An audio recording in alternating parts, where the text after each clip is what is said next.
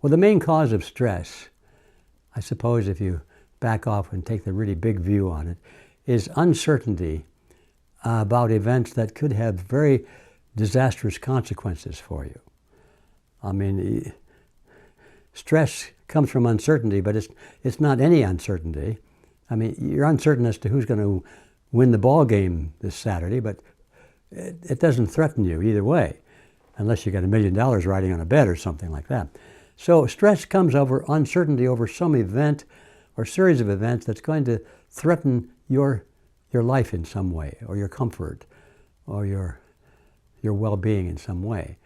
It's fear of some consequence that you don't want.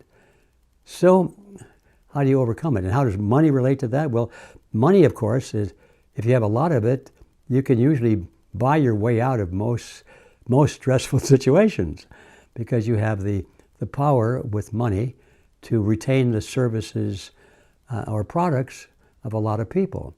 And if you can command the services or products of a lot of people, you could usually solve most of your problems. Not all, but most of them. So money is an important alleviator of stress. So you could talk for a long time on all of the interconnections.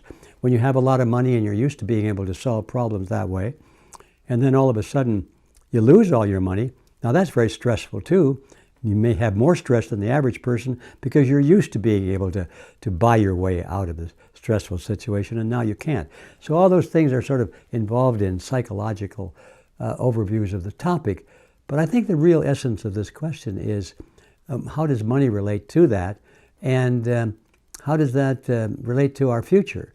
Well, if money is a means by which we can acquire the goods or services to overcome a stressful situation, and if all of a sudden we don't have money because we're on a central bank digital currency or some such, or we lost our job even, and we have to fall back on some other source, now we really have stress. And but if it's universal across the whole country, if everybody has the same stress at the same time, you're talking about major chaos, and there's no solution at all. People will be living in fear of their livelihood, fear of their housing, fear of their health care, fear of their neighbors. If everybody's starving or they have no water to drink, they're worried about somebody showing up at their door with a pitchfork or a club or a gun or something. They want their water or their food. So without that, all society falls apart. So when we talk about the monetary system or the free markets and so forth, we're talking about something that's very essential to our well-being. It's something that we just take for granted. We've never lived through a period where we didn't have a functional market. The worst we've ever seen is the Depression of the 30s, and that was nothing compared to some periods of history where people were really destitute. They didn't even have a place to sleep. It wasn't just that some, or say a third of the people were without jobs and had to get in bread lines. At least there were bread lines, you know. So how serious is this lack of money and the stress that comes from lack of money?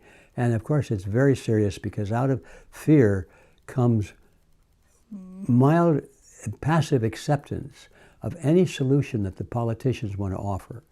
Oh, we got this big problem. What we're going to do is we're going to take away your home and load it up with people.